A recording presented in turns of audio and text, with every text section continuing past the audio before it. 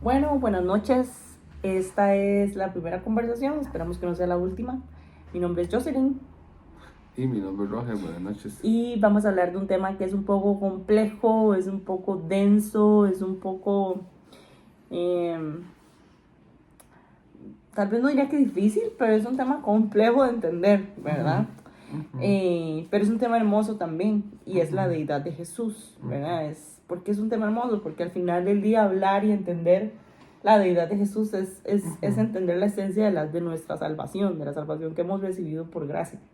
Entonces hoy queremos conversar un poco de eso, ¿verdad? De ese tema. Queremos aprender mucho, ¿verdad? Entonces, básicamente esa es... Ajá. Que es un tema, pues es atrillado, ¿verdad? Muy conversado, ¿verdad? Sobre cómo entender a un Dios 100%, a una persona 100% humana y 100% Dios, ¿verdad? Y como lo podemos entender siempre de lo sobrenatural, ¿verdad? De la fe, por eso que la Biblia nos invita a creer, eso es un libro de fe, ¿verdad? Probablemente si conversamos o una persona no creyente y que está decidida en su corazón, en su mente, a no creer nada de esto, ¿verdad? Es muy difícil, ¿verdad? A menos que el Espíritu Santo haga su obra, ¿verdad? Que al final ni no es que quiera ni que cobre, sino que Dios tenga misericordia. Y por eso también es lo importante de que nosotros como cristianos podamos tener el fundamento bíblico y teológico, ¿verdad? Para conocer estos temas, ¿verdad? Para entender que Dios no es una creación, ¿verdad? Que Dios no es un ser, Jesús, perdón, no es una creación, que Jesús no es un ser inferior, ¿verdad? Sino que Jesús es Dios, Jesús es plenamente Dios, ¿verdad? Así como estuvo plenamente en la tierra humano, también fue plenamente Dios. Y tenemos como principio, base de este conversatorio, ¿verdad? Juan, perdón, el Evangelio de Juan, Juan 1:1, que nos dice que en el principio era el verbo, y el verbo era con Dios, y el verbo era Dios. Este versículo está conectado con lo que es Génesis 1:1, ¿verdad? Que dice que en el principio iniciamos igual, ¿verdad? Él inicia el Antiguo Testamento y inicia el Nuevo Testamento, ¿verdad? Eso quiere decir que Jesús estuvo en la creación, en el momento uno, desde el inicio de la historia. Jesús estuvo presente en ese proceso de creación. Y no fue que simplemente, como yo antes lo entendía mal, es que simplemente Jesús apareció de un pronto a otro cuando María lo parió, ¿verdad? Sí, ese no fue el inicio de Jesús, exacto, ¿verdad? Cuando pasó el tema de su nacimiento, ¿verdad? Sino la palabra me conecta a Génesis cuando la escritura dice que Dios creó y sabemos que Dios creó por medio de su palabra, ¿verdad? Y esta palabra que tenemos acá, verbo, ¿verdad?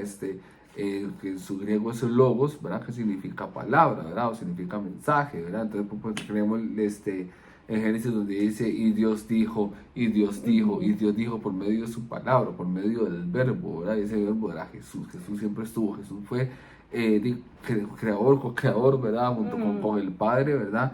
En ese momento, ¿verdad? Entonces eso es nuestro principio base, porque Jesús es Dios, ¿sí? Porque siempre ha estado, Él es eterno, ¿verdad? Él tiene esa cualidad de Dios que es eterno. Ahorita lo vamos a hablar con más detalle, pero hay algo que tenemos que conocer, y es que dentro del pentecostalismo hay dos líneas de creencia, por así decirlo, ¿verdad? O influencia. Una es el pentecostalismo trinitario, que básicamente lo que dice es que son tres personas distintas, ¿verdad? Que Dios es conformado por tres personas distintas, las tres personas comparten la misma esencia y por lo tanto las tres son Dios. Y después está la corriente del pentecostalismo unicitario, que lo que dice básicamente es que que Jesús es Dios y que el Espíritu Santo y Dios Padre simplemente son manifestaciones de esa deidad, ¿verdad? Pero nosotros somos pentecostalistas trinitarios, ¿verdad? Esa es la doctrina que nosotros creemos y con la que vivimos nuestra vida. Que creemos que es un solo Dios manifestado en tres personas, ¿verdad? En la persona del Padre, en la persona del Espíritu Santo y en la persona de Jesús, siendo lo mismo, la misma divinidad, ¿verdad? Y si volvemos a ver de Jesús, digamos, Jesús no es el Padre, Jesús no es el Espíritu Santo, pero Jesús es el único y verdadero Dios, junto con el Padre y con el Espíritu Santo. No necesitamos que Jesús sea toda la Trinidad para honrarlo como Dios, porque ya Él es Dios. Ya Él es Dios. Ajá. Entonces, hay 6 evidencias bíblicas que en conjunto, ¿verdad? Que obviamente las encontramos en la Biblia y que sostienen esta deidad de Jesús. La primera, ¿cuál es la primera? La primera es el nacimiento virginal.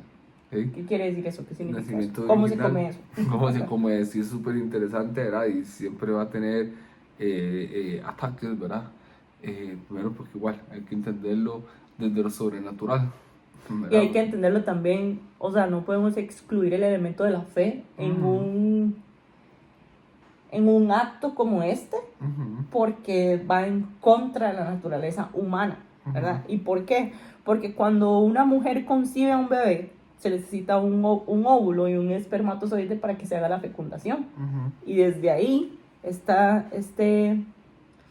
célula fecundada se convierte en un ser vivo y está 9 meses en la barriguita, ¿verdad? Y se hace un embarazo de 9 meses a raíz de esa fecundación que surge de un espermatozoide y un óvulo. O sea, tiene que haber 2 personas, ¿verdad? El hombre con el espermatozoide y la mujer con el óvulo.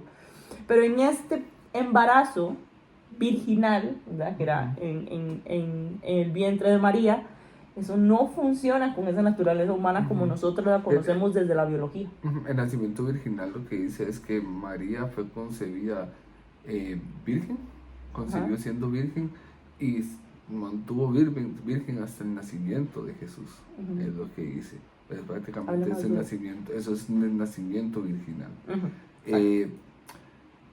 ¿De dónde viene? ¿Dónde nace esta idea?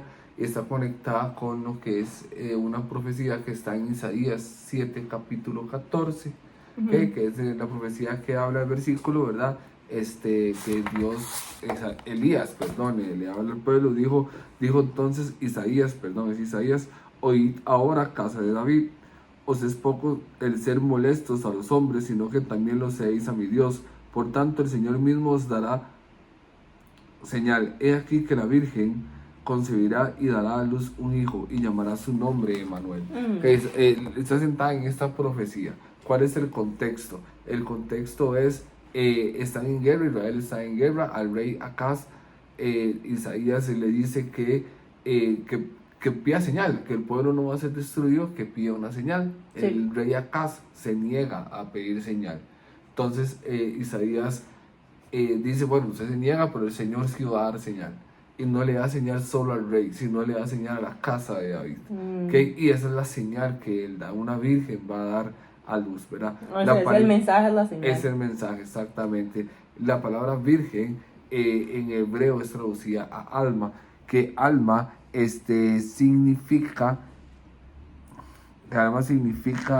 virgen, doncella, también mujer joven, se traduce a esa, pero en el contexto, según los historiadores y lo que han investigado, ¿verdad? Significa doncella o virgen que está lista para casarse.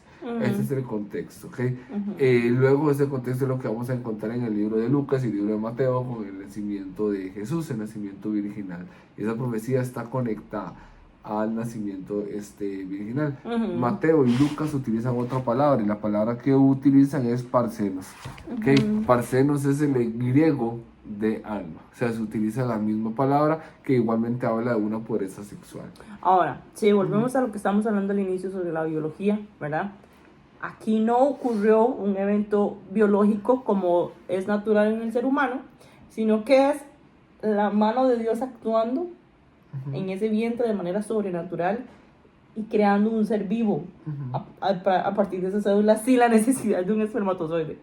Es algo que solamente Dios puede hacer, ¿verdad? Ahora, ese nacimiento rompe la cadena de la herencia de pecado que traía la humanidad, ¿verdad? Es Dios haciendo una pausa o haciendo un espacio para que se dé ese nacimiento que viene de Dios, que es Dios y que por lo tanto tiene esta característica de deidad, ¿verdad?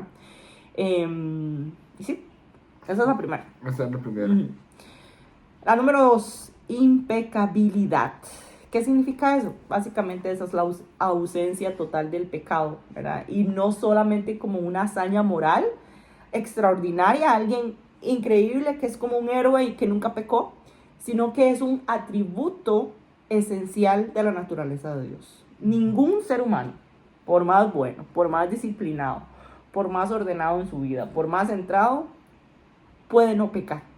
Siempre va a haber un pecado de por medio, ¿verdad? Entonces, ¿por qué? Porque solo Dios es intrínsecamente santo, solamente Él es santo, ¿verdad?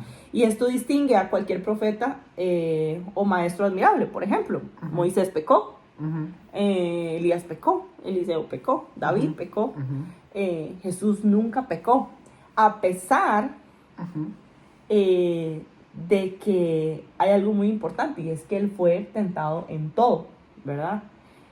Jesús no fue inmune a la experiencia de la tentación, pero Jesús nunca cedió, que tal vez es la diferencia, mostrando a la misma vez plena humanidad. Ok, la cuarta verdad bíblica que sostiene la deidad de Jesús es la muerte vicaria. ¿Y qué significa la muerte vicaria? Que Jesús no solo murió por nosotros, sino que murió en lugar de nosotros. Éramos nosotros los que teníamos que morir. Esa muerte vicaria significa sustitución, significa que toma el lugar de otro, ¿verdad? Básicamente eso significa. Entonces, básicamente como el reflejo que tenemos con Abraham cuando Dios le pide sacrificar a Isaac, ¿verdad? Y Dios sustituye a Isaac por un cordero. Correcto. La quinta verdad bíblica que sostiene la deidad de Jesús es la resurrección. En Romanos 1:4 dice que Jesús fue declarado el Hijo de Dios con poder por la resurrección de entre los muertos.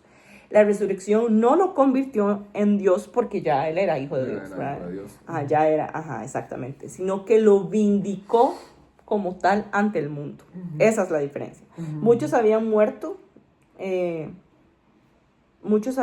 habían muerto reclamando ser el Mesías, ¿verdad? Pero solo Dios resucitó. Muchos han dicho hasta nuestros tiempos modernos que se mencionan Jesús, ¿verdad? Y que Jesús hombre y que no sé qué. Pero solamente uno dejó la tumba vacía. Y ese es nuestro Salvador. Incluso de la segunda venida, Jesús viene en su poder, viene en su divinidad. La primera venida en su humanidad y en su segunda venida lleno de gloria y de poder, ¿verdad? En su segunda venida en su divinidad. Además podríamos decir, bueno, pero no solamente Jesús tuvo resurrección, Lázaro también, por ejemplo, y hay más personajes en la Biblia que nos hablan de que hubo una resurrección, pero esa resurrección de Jesús fue cualitativamente distinta a la de Lázaro. ¿Por qué? Porque probablemente Lázaro volvió a su cuerpo natural y en algún momento volvió a morir y ahí quedó, ¿verdad? Jesús resucitó con un cuerpo glorificado, incorruptible y que ya no está sujeto a la muerte. Él está sentado a la par, él está sentado a la diestra. Y que Lázaro lo resucita por sí mismo. Lázaro lo resucitan y lo resucita Jesús. En el Antiguo Testamento hay una resurrección, creo que la hace Eliseo, pero igual el joven, ¿verdad? Creo que es un niño, si no me equivoco, se resucita por medio del profeta Eliseo. Y Pablo también coloca la resurrección como el punto clave de nuestra fe. Él dice en 1 Corintios 15:14, si Cristo no resucitó, vana entonces es nuestra predicación. Esa es la idea principal de toda nuestra teología, de toda nuestra fe, Exacto, la resurrección de Jesús. Y por último, la sexta verdad bíblica es la exaltación. Es la exaltación. Que Jesús es exaltado como Dios. Entrado a la diestra del Padre, exaltado por los ángeles, ¿verdad? Ahora en el Antiguo Testamento, ¿verdad? Leamos las cartas de los apóstoles y al Dios y único Rey, exaltado por los cielos de los cielos. Sabemos que toda la exaltación, el único ser exaltado es Dios, y en el Nuevo Testamento nos lo ven como Jesús, inclusive el tema del ungimiento de los pies, ¿verdad? Cuando era mujer que derrama su perfume, ¿verdad? Es ungido como rey, como Dios, ¿verdad? Como su sacerdocio, ¿verdad? Todo eso demuestra el sacerdocio, ¿verdad? Y la divinidad de Jesús. Por por eso que quedó escrito, ¿verdad? Si no fuera Dios, sería idolatría, ¿verdad? Pues si no fuera Dios, en la escritura hubiera quedado como idolatría. Y ahí podemos leer lo que dice en Filipenses 2:6 al 11 y dice, aunque era Dios, no consideró que el ser igual a Dios fuera algo a lo cual aferrarse. En cambio, renunció a sus privilegios divinos, adoptó la humilde posición de un esclavo y nació como un ser humano. Cuando apareció en forma de hombre, se humilló a sí mismo en obediencia a Dios y murió en una cruz como morían los criminales. Por lo tanto, Dios lo elevó a un lugar de máximo honor y le dio el nombre que está por encima de todos los demás nombres, para que ante el nombre de Jesús se doble toda rodilla en el cielo y en la tierra y debajo de la tierra, y toda lengua declare que Jesús es el Señor. Además, otro punto en Hechos 2:33 es que conecta directamente esa exaltación de Jesús con el derramamiento del Espíritu Santo. En Pentecostés, por ejemplo. Así que exaltado, dice en Hechos 2:33, así que exaltado por la diestra de Dios y habiendo recibido del Padre la promesa del Espíritu Santo, ha derramado esto que vosotros veis y oís. ¿Verdad? Que se refería al Espíritu Santo. Entonces, ¿eso qué quiere decir? Que cada vez que nosotros como iglesia experimentamos el poder del Espíritu Santo, o cualquier manifestación del poder de Dios en ese sentido, es evidencia viva de que Jesús está sentado a la diestra. A la diestra del Padre. Ajá, exactamente. Okay. Y algo, solamente para hacer un último comentario respecto a este versículo que acabo de leerles, sobre Filipenses. Jesús, como lo hablábamos al inicio, ya era Dios antes de encarnarse, ¿verdad? Eso habla de que no es solamente una apariencia externa, sino una naturaleza esencial e inmutable. Jesús poseía la naturaleza divina misma en igualdad plena con Dios, como lo vimos al inicio. Ahora, no estimó el ser igual a Dios a cosa que aferrarse, no significa que la igualdad de Dios no era algo que Jesús, o sea, no era que Jesús ambicionaba esa igualdad con Dios, porque en realidad ya la tenía, ¿verdad? Ya la poseía. Lo que hizo fue no aferrarse a los privilegios que esa deidad pudo haberle dado, o le dado. Pudo haberle dado, no, le dado, ¿verdad? Entonces, nada más como para hacer esa salvedad ahí. Bueno, otro punto importante de la divinidad de Dios es que Dios utiliza el pronombre, se dice yo soy, pronuncia el pronombre yo soy, ¿verdad? Es el mismo que utiliza Jehová o Yahweh en Éxodo cuando se presenta a Moisés, ¿verdad? Cuando vaya para presentarse a sí mismo. Para presentarse a sí mismo, cuando vaya al pueblo y Moisés le dice, bueno, si me preguntan cuál es el nombre de Dios, ¿verdad? Bueno, díganles que yo soy, ¿verdad? Yo soy el que soy.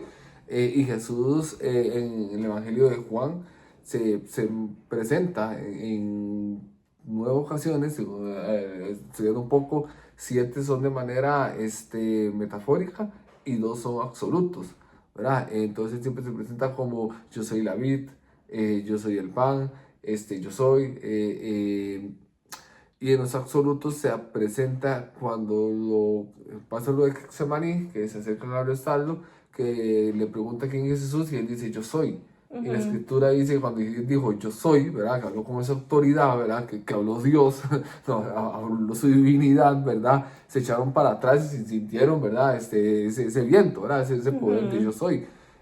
También cuando habla con los discípulos, cuando le preguntan quién eres tú, ¿verdad? Y yo soy también desde el absoluto. Entonces, es el único, ahora como decías del inicio, de todos los mesías que han venido, ¿verdad? Es el único que habla que yo soy. De hecho, es el único que dice yo soy el camino, la verdad y la vida. Es el único que se presenta como el yo soy, es el único que se presenta y toma ese pronombre como propio, ¿verdad? No dice yo soy profeta, yo soy, ¿verdad? Yo vengo de parte de yo soy, no, yo soy. Dice yo soy. Y ahorita como lo leíamos en este versículo de Filipenses, dice que él se despojó a sí mismo, ¿verdad? Eso significa kenosis. Eso no significa que dejó de ser Dios ni que perdió sus atributos divinos. No se restó divinidad, lo que hizo fue agregarse humanidad. Esa es la diferencia. Y así es como debemos de entenderlo. Y por último, muy importante es el testimonio de los apóstoles, ¿verdad? Es el testimonio que dan los apóstoles, uno de su resurrección, ¿verdad? Y otro de su confianza, seguridad, ¿verdad? Y afirmación de que Jesús es Dios. Entonces, a veces hay escritores que intentan desarmar la fe, que hablan que Jesús quería montar una iglesia para ganar dinero, los apóstoles para ganar dinero, o para manipular el mundo, pero no tiene lógica, ¿verdad? No tiene lógica porque No es consecuente con lo que hizo. no es consecuente con lo que sufrieron los apóstoles. Entonces, ¿quién va a dar la vida por un testimonio falso? Sí. O sea, los apóstoles estaban seguros de la resurrección, estaban seguros de que Jesús era Dios. Ellos lo vieron, lo vivieron, caminaron con Él. Por eso es que daban la vida, no importaba la vida, porque, pucha, eso es real, lo vi, ¿verdad? Entonces, si no fuera real, ¿cuál persona va a dar la vida? ¿Verdad? Y aún así Tomás, pero era uno de los discípulos que era como el más incrédulo, tal vez. Él mismo en una expresión le dice, tú eres mi Señor y tú eres mi Dios, ¿verdad? Imagínense que decirlo eso a alguien que se ve como otro humano, ¿verdad? A pesar de su posible incredulidad hasta cierto punto, había una credulidad al mismo tiempo, digamos, por lo que probablemente él vivió y experimentó, ¿verdad? Entonces, bueno, para ir terminando esta conversación, vos podrías decirme cuál es la característica de Jesús que más impacta tu vida. La característica de Jesús Eso no me vio venir, ¿verdad? que más impacta mi vida. Sí. Vamos a ver. Yo creo que su compasión ante la humanidad. Hay un versículo que habla que Jesús vio una gran multitud y sintió compasión por ellos porque eran como ovejas sin pastor. Yo creo que por ahí es lo que más, desde su humanidad, ¿verdad? Desde su deidad, ¿verdad? Que nos habla un Dios compasivo. Es una de las características, ¿verdad? Claramente que me salvó, ¿verdad? Claro. Le agradezco su salvación, ¿verdad? Obviamente, ¿verdad? Su humildad, el ir a la cruz, ¿verdad? El saber que él tenía el poder como para decir... Para hacer así y eso lo hubiera todo. Y quitarse todo el mundo encima, ¿verdad? No lo Entonces, hizo. Su humildad también da... Yo diría que a mí, la verdad que más me conmueve, que más me intriga, bueno, sí, característica que más me intriga o más me conmueve, más me golpea, me explota la cabeza, es pensar que Dios, siendo Dios, decidió ser humano. ¿Me explico? Bajar a lo más profundo y convertirse en un humano de carne y hueso como nosotros. Este sacrificio de hacer eso, ¿verdad? De hacer a un lado esos privilegios divinos de los que hablábamos, no abandonarlos, sino simplemente velar, o sea, ponerles como un velo, por así decirlo, porque nunca perdió esa divinidad. Pero imaginar a Dios con características físicas como las que yo tengo, que llora, le salen lágrimas, agüita de los ojos, que siente como yo siento, que su cabello es como mi cabello, es algo que a mí me explota la cabeza. Exacto. Que Él sea 100% hombre y 100% Dios solamente para darme salvación, eso habla de la grandeza tan maravillosa que posee nuestro Salvador. Y bueno, eso ha sido todo por el día de hoy. Esperamos que hayan aprendido mucho con nosotros, igual que nosotros hemos aprendido leyendo esto. Y les animamos a que puedan perseverar en su fe, a que puedan leer, a que puedan ir a la palabra y entender un poco más a través de sus propios ojos acerca de lo que Dios ha hecho, está haciendo y hará. Y nada. Les bendigo. Buenas noches. Chao. Buenos días, buenas tardes.